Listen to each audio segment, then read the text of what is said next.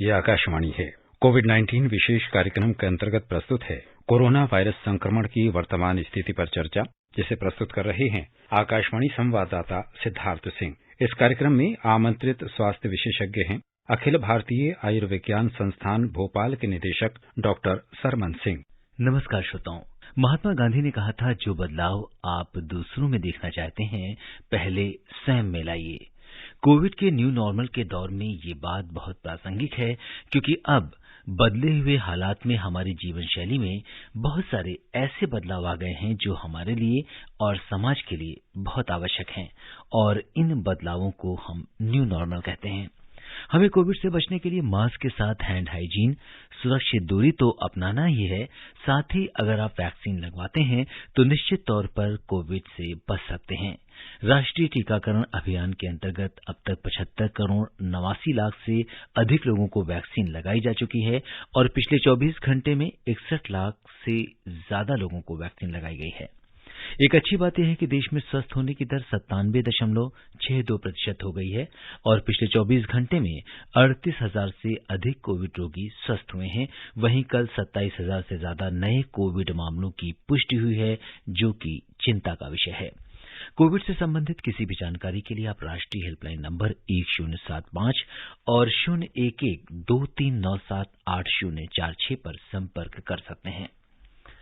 श्रोताओं, कोविड को लेकर आपके अंदर कई जिज्ञासाएं और बहुत सारे सवाल हैं, जिनके जवाब हम सभी जानना चाहते हैं।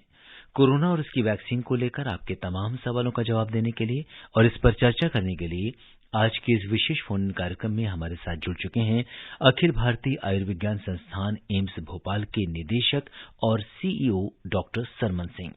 डॉक्टर सरमन ने एपिडेमियोलॉजी ऑफ इन्फेक्शियस डिजीजेस में मिशिगन विश्वविद्यालय से विशेष योग्यता हासिल की है, और वो हार्वर्ड विश्वविद्यालय से भी जुड़े रहे हैं। आपके शोध विश्व के जाने माने जर्नल्स में प्रकाशित हो चुके हैं। डॉक्टर सरमन, नमस्कार। कार्यक्रम में आपका स्वागत है। नमस्कार। और आप आकाशवाणी को और आपको बहुत बहुत धन्यवाद कि 500 आपके एपिसोड हो गए और आप हमको श्रोताओं से जोड़ते रहते हैं, इसके लिए बहुत बहुत धन्यवाद। जी डॉक्टर सरमन, आपका भी बहुत बहुत धन्यवाद। और आपने 500 एपिसोड की जो बात की है, ये इतना लंबा सफर रहा है कि और बहुत सारे लोगों को हमने जोड़ा है, और आप जैसे विशेषज्ञों ने लोगों के सवालों के जवाब दिए हैं, जिससे जितनी भी उनकी शंकाएं हैं वो दूर होती हैं। और आज भी अपने श्रोताओं को हम नंबर बता देते हैं स्टूडियो का, 1800-115767, ये हमारा टोल फ्री नंबर है। इस पर आप सवाल पूछ सकते हैं डॉक्टर सरमन से। और दूसरा नंबर है दिल्ली का एसटीडी कोड 011, इसके बाद 2331444 पर आप सवाल पूछ सकते हैं। इसके अलावा अगर आप सोशल मीडिया का इस्तेमाल करते हैं तो आप हमारे ट्विटर हैंडल @AIRnews पर #AskAIR पर अपने सवाल पोस्ट भी कर सकते हैं। और डॉक्टर सरमन, जैसा कि कार्यक्रम का नाम है कोरोना की वर्तमान स्थिति पर चर्चा, तो आपसे जानना चाहेंगे कि इस समय अगर हम देखें तो संक्रमण के मामलों में कमी आ रही है, लेकिन वहीं कुछ राज्य ऐसे हैं जहां पे कुछ मामले बढ़ रहे हैं। तो मिली-जुली सी स्थिति है। आप किस तरीके से देखते हैं वर्तमान स्थिति को? जी सिद्धार्थ जी, बिल्कुल आपने सही कहा कि जैसा कि जहां पहले हम बहुत भयंकर वेव देख चुके हैं, वहां कंपैरेटिवली अगर देखा जाए तो केसेस कम आ रहे हैं। लेकिन जहां पर ये हमने कोरोना के केसेस शुरू में जो 1-1.5 साल में कम रहे, दुर्भाग्य से वहां नई पॉपुलेशन में ये कोरोना जा रहा है। और केरला एक दूसरा एक चिंता का विषय है, जो हमको लगभग पिछले 3-4 महीने से परेशान कर रहा है कि उसमें नंबर ऑफ केसेस जिसको कहते हैं वो अभी भी काफी हैं, कम हो रहे हैं, लेकिन काफी अभी भी चिंता का विषय बने हुए हैं। तो डेफिनेटली इसलिए जैसा कि आपने अपने प्रस्तावना में कहा कि हमको सारी सावधानियां रखनी है, और जहां पर वैक्सीन अवेलेबल हो और जहां अभी तक नहीं लगी है, वो सब लोगों को आगे आकर वैक्सीन लगवाना है, तभी इससे हम छुटकारा पा सकते हैं। तो ये बहुत आवश्यक है और जरूरी भी है कि चाहे जिनको वैक्सीन लगी हो या जिनको नहीं लगी हो, उनको भी mask, hand hygiene and distance, जिसको 3 चीजें बहुत इंपॉर्टेंट हैं, भीड़ भाड़ वाली जगह से बचना है, हाथों की सफाई रखनी है, और मास्क हर समय जब भी बाहर जाएं तो लगा के रखना है। और डॉक्टर सरमन, इस समय त्योहारों का मौसम चल रहा है और आगे आने वाले समय में भी बहुत सारे त्योहार आ रहे हैं, तो जिसकी वजह से बाजारों में भीड़ बढ़ने की संभावना है और लोग एक स्थान से दूसरे स्थान पर यात्रा भी करेंगे।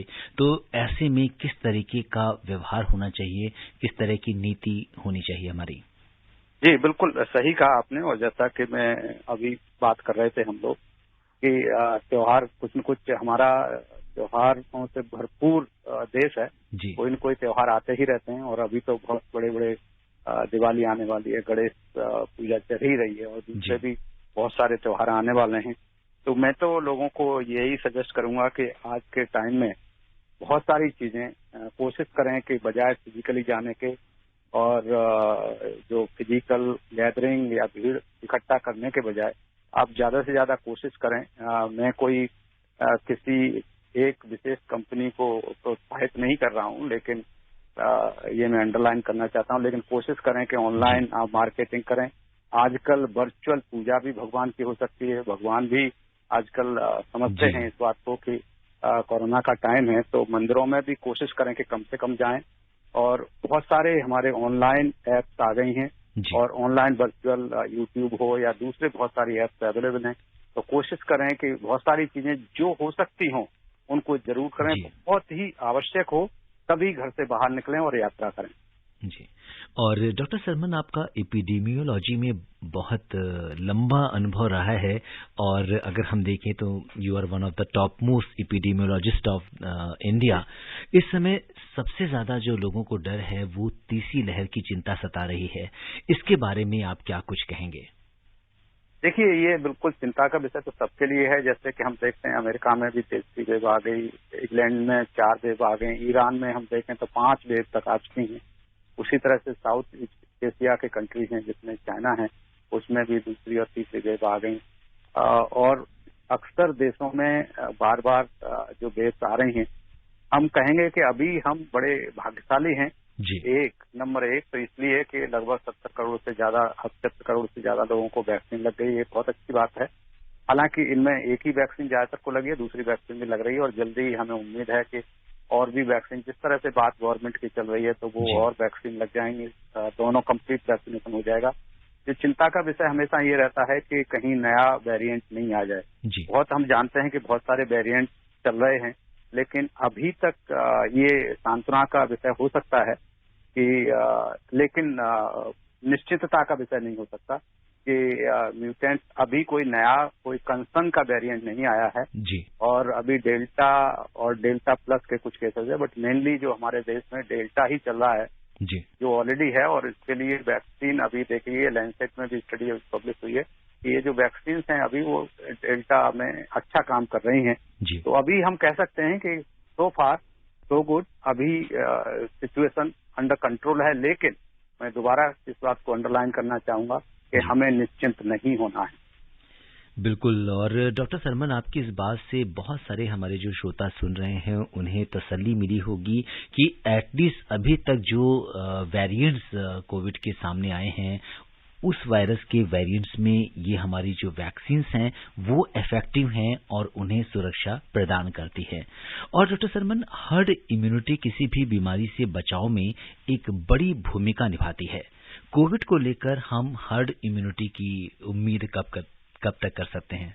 देखिए, हर्ड इम्यूनिटी लगभग 60% लोगों में जब नेचुरल इम्यूनिटी या वैक्सीन के थ्रू हो जाए, क्योंकि तभी हम मानते हैं। लेकिन हर्ड इम्यूनिटी जो वैक्सीन के थ्रू होती है वो लाइव मॉडिफाइड, जिसको कहते हैं वायरस एटेन्यूएटेड वायरसेस वैक्सीन होती हैं, उनके थ्रू ही होती है। क्योंकि वायरस लाइव होता है लेकिन इन्फेक्टिस नहीं होता, जैसे पोलियो वगैरह जो वायरसेस हैं उनमें होता है। लेकिन इसमें हर्ड इम्यूनिटी वैक्सीन के थ्रू नहीं आएगी, इसमें नेचुरल आएगी।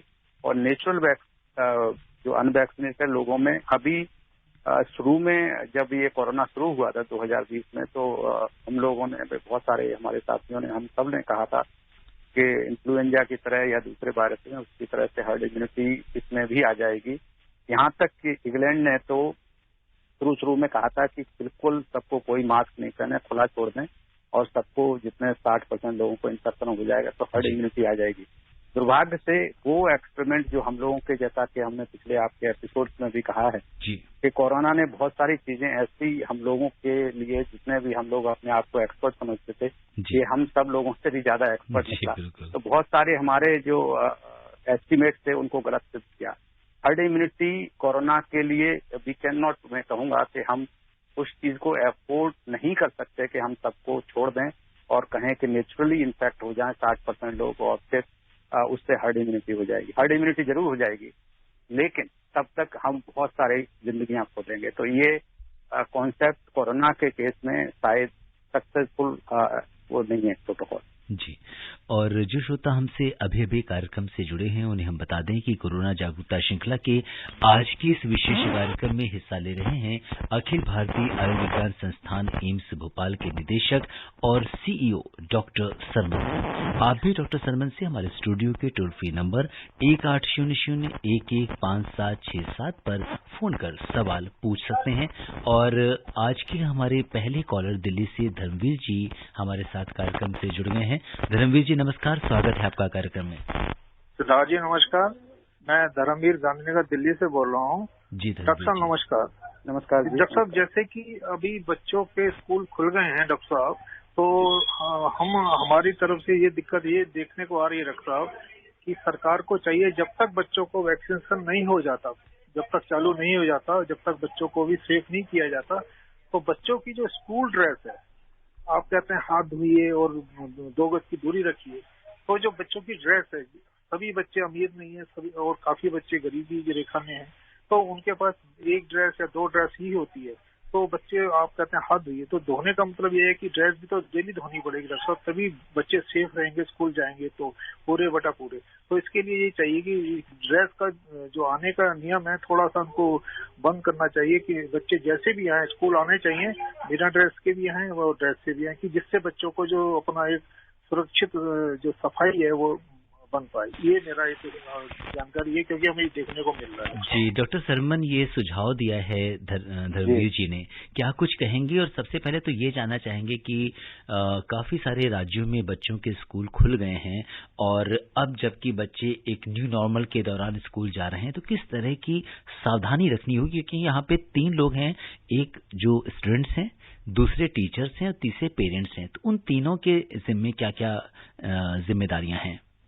जी बिल्कुल सिद्धार्थ जी और धर्मवीर जी ने बहुत अच्छा एक सुझाव दिया है। ये जरूर ही इस पर विचार करने लायक है, लेकिन मैं उससे पहले ये बताना चाहूंगा, जैसे कि आपने कहा उसको मैं परिपूर्ण करना चाहूंगा जी कि बिल्कुल आपने सही कहा कि जब स्कूल की बात करते हैं 3 पॉपुलेशन की हम बात करते हैं, जो टीचर जो एडल्ट हैं, पेरेंट्स जो एडल्ट हैं और बच्चे।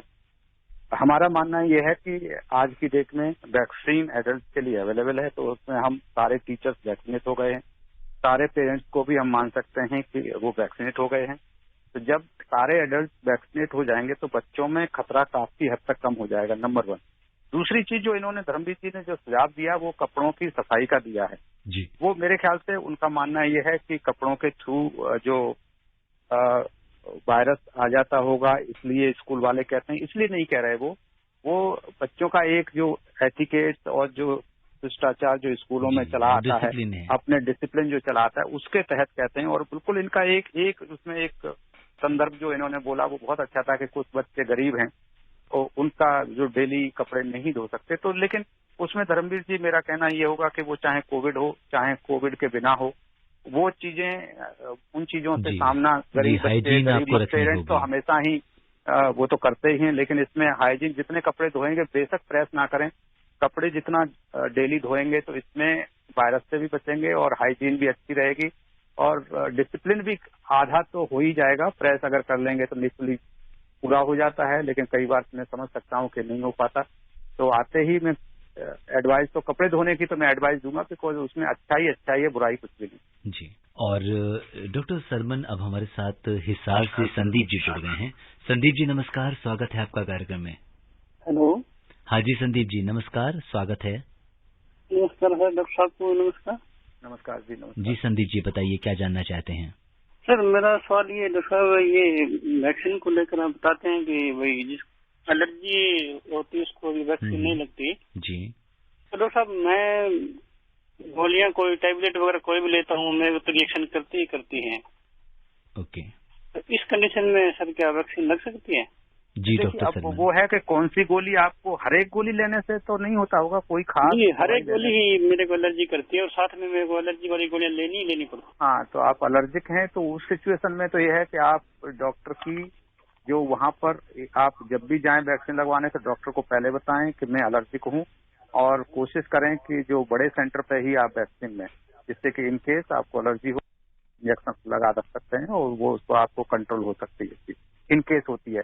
लेकिन एलर्जी वैक्सीन से जरूरी नहीं है कि आपकी वैक्सीन से भी हो। जिनमें वैक्सीन से एलर्जी होती है वो जरूरी नहीं कि गोलियों से या दवाई से एलर्जी होती है, उनको भी हो सकती है, थोड़ी बहुत एलर्जी हो जाती है। लेकिन जिनमें बहुत सीवियर एलर्जी अगर आपको होती है तो मैं एडवाइज करूंगा फिर थोड़ा सा आप कंसल्ट कर लीजिए डॉक्टर से। लेकिन नॉर्मल खुजली होती है या कुछ इस तरह की एलर्जी होती है तो उसमें कोई ज्यादा चिंता की बात नहीं। जी, और अब झज्जर हरियाणा से श्री ओम देसवाल जी हमारे साथ जुड़ गए हैं अपने प्रश्न के साथ। श्री ओम जी नमस्कार। हाँ नमस्कार सिद्धार्थ जी। जी, स्वागत है आपका कार्यक्रम में। डॉक्टर साहब को नमस्कार। नमस्कार जी, नमस्कार। हाँ जी, मैं ये पूछ रहा था जी, अगर किसी को पहली डोज लग चुकी है और दूसरी डोज लेट हो गई है 4-5 महीने, तो वो क्या उसमें इम्यूनिटी पूरी बन पाएगी पहली डोज की वजह से? जी बिल्कुल। देखिए ऐसा है कि उसमें कोशिश दूसरी चाहे बेशक 4-5 महीने हो गए लगवा लीजिए, उसमें आपको फायदा ही करेगी। और वैसे तो एक डोज से बहुत कम इफेक्ट आता है, लेकिन आप दूसरी लगवा लेंगे तो उचित रहेगा। तो मेरी सलाह आपको यही रहेगी कि बेशक आपका टाइम गैप ज्यादा हो गया है बट आप लगवा लें। जी, तो डॉक्टर सरमन, अगर क्योंकि ये एक ऐसी चीज होती है कि अगर हम देखें तो चाहे कोवैक्सीन के केस में 28 दिन और कोविशील्ड के केस में 90 दिन का जो अंतराल रखा गया है, अगर इसमें थोड़ा बहुत आगे पीछे होता है तो क्या ज्यादा फर्क पड़ता है? लोगों को मतलब जो उनका शेड्यूल है वो फॉलो करना चाहिए? जी सिद्धार्थ जी, देखिए शेड्यूल तो वैक्सीन का जो होता है वो करना चाहिए, लेकिन किसी अनफॉर्चुनेट या किसी अनफोर्सीन किसी कारण से अगर डिले हो गया है तो उसमें वैक्सीन को ले लेना चाहिए। उसके लिए ये नहीं सोचना चाहिए कि अब मैं डिले हो गया तो मुझे नहीं लेना। कोई भी सेंटर जहां भी आप जाएंगे तो उनको आप बताएंगे तो सेंटर आपको वैक्सीन लगाएगा, वो मना नहीं करेगा आपको। और अगर मना करते हैं तो आप उसकी कंप्लेंट कर सकते हैं, बिकॉज अगर लेट होने से आपकी सेकेंड डोज आपको लगाने से मना नहीं कर सकता कोई भी सेंटर। तो बेशक आप लेट हो गए, कोशिश करें सभी के जो शेड्यूल आपको दिया गया है, जिस दिन आपकी कहीं बताई गई है उसी दिन जाएं। उससे नहीं हो सकता विदिन 7 डेज, नहीं तो 1 महीने के अंदर। अगर किसी कारण से 1 महीने भी नहीं जा पाए तो भी जब भी आपको सुविधा मिलती है, जब भी आपसे बन पड़ रहा है तो आप सेंटर जाइए और वैक्सीन जरूर लगवा लीजिए दूसरी, अच्छा रहेगा। और श्रोताओं, आप सुन रहे हैं कोरोना जागरूकता श्रृंखला का विशेष अंक और इसमें हिस्सा ले रहे हैं अखिल भारतीय आयुर्विज्ञान संस्थान एम्स भोपाल के निदेशक और सीईओ डॉक्टर सरमन सिंह। आप भी डॉक्टर सरमन से हमारे स्टूडियो के टोल फ्री नंबर 1800115767 पर फोन कर सवाल पूछ सकते हैं।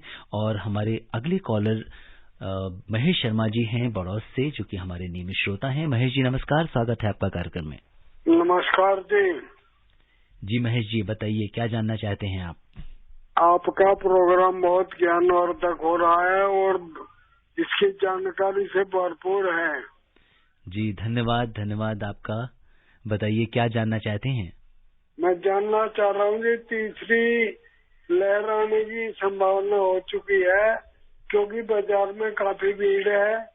इसीलिए अगर तीसरी लहर आती है तो उसके बचाव के लिए क्या क्या उपाय करें?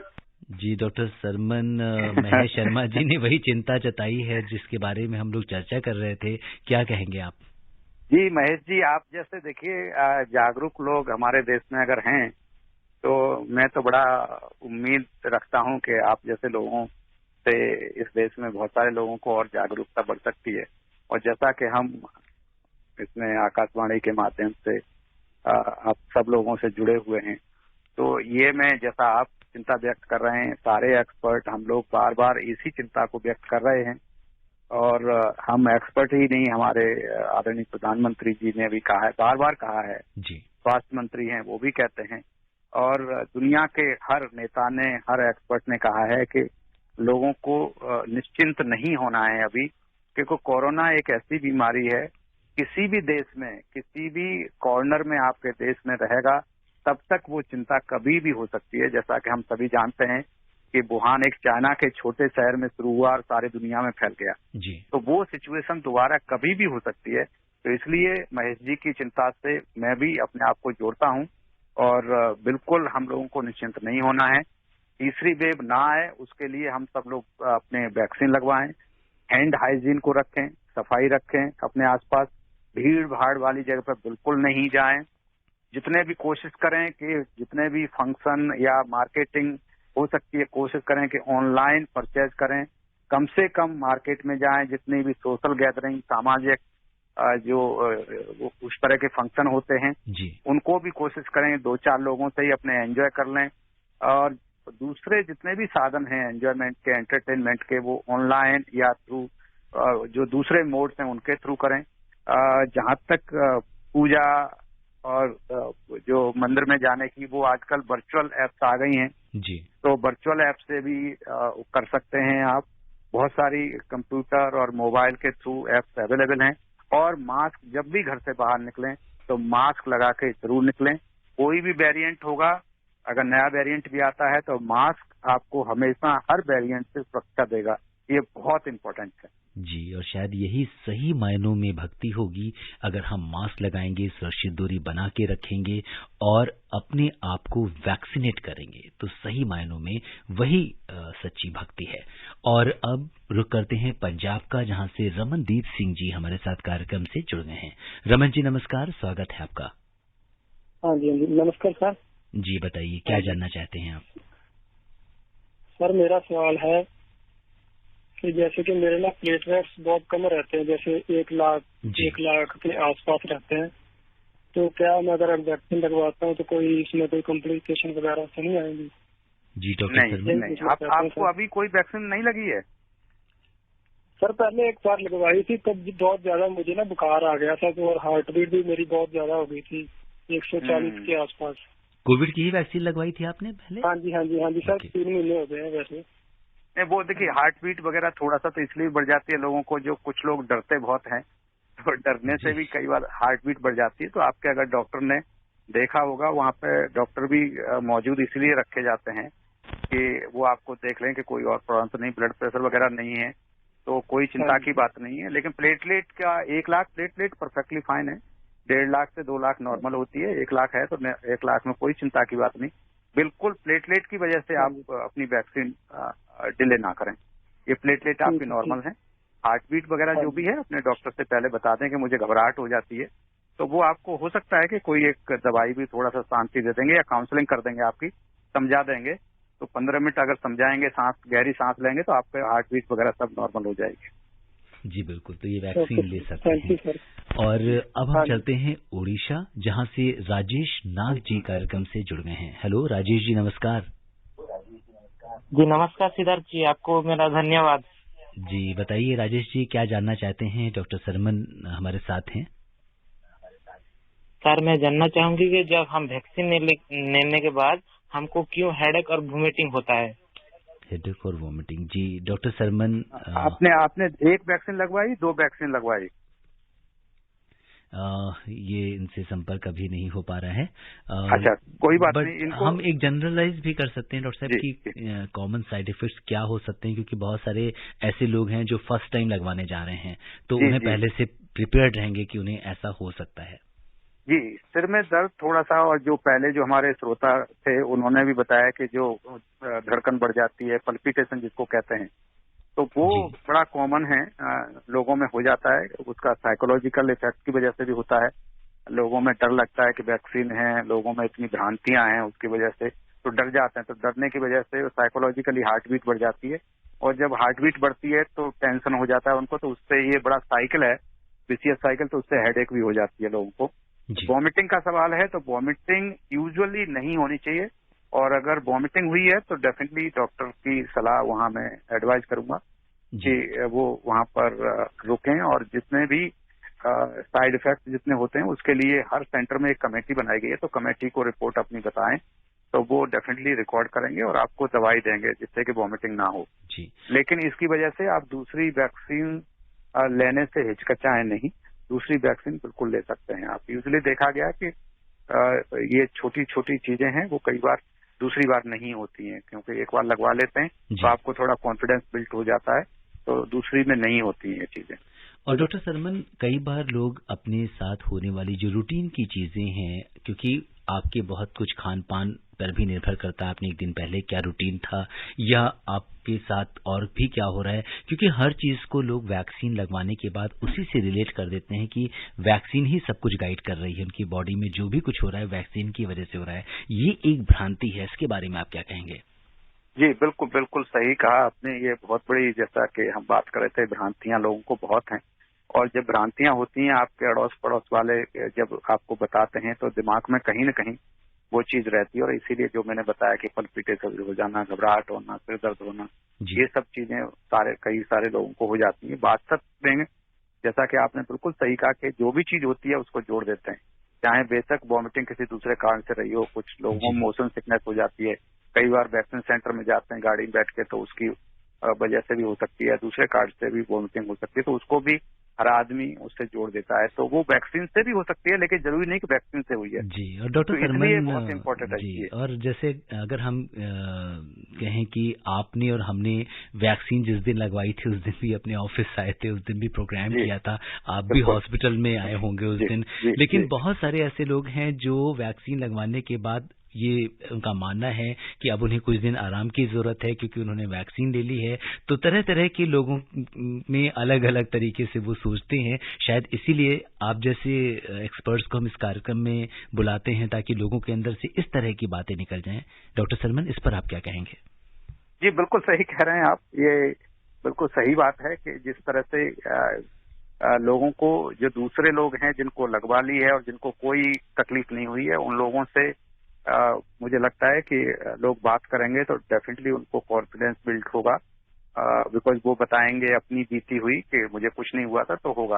लेकिन कई बार जो अच्छी चीजें वो जल्दी स्प्रेड नहीं होती हैं, और जो भ्रांतियां होती हैं वो बहुत जल्दी स्प्रेड होती हैं।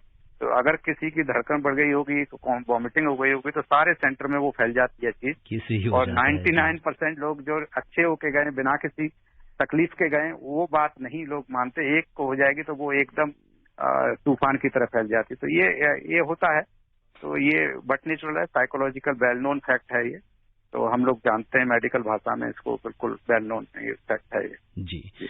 और वो श्रोता जो हमें भी फोन कर रहे हैं, उनकी कॉल्स आज हम नहीं ले पा रहे हैं, वो हमें कल इसी समय कॉल कर सकते हैं, और समय इजाजत नहीं दे रहा कि हम इस चर्चा को आगे बढ़ाएं। चलते चलते डॉक्टर सरमन, आप आकाशवाणी के श्रोताओं को क्या कुछ संदेश देना चाहेंगे? जी सिद्धार्थ जी, मैं आकाशवाणी के जितने भी श्रोता हैं आपके माध्यम से यही कहना चाहूंगा, कोरोना अभी हमारे बीच है और अभी बहुत दिन तक रहने वाला है। हो सकता है कि थर्ड वेव आ भी जाए, लेकिन हम सब लोगों का कर्तव्य है और हमें कोशिश भी करनी चाहिए कि हम थर्ड वेव को टालें, और टालने के तरीके बड़े सिंपल हैं। मास्क लगाइए, फिजिकल डिस्टेंस, दूरी बनाए रखिए, हैंड हाइजीन रखिए, भीड़ भाड़ वाली जगह पर मत जाइए, और वैक्सीन जरूर लगवाइए। जी। और डॉक्टर सरमन, आप कोविड-19 के इस विशेष कार्यक्रम से जुड़े, आपने श्रोताओं के प्रश्नों का उत्तर दिया, हमसे चर्चा की, आपका बहुत बहुत धन्यवाद और आभार।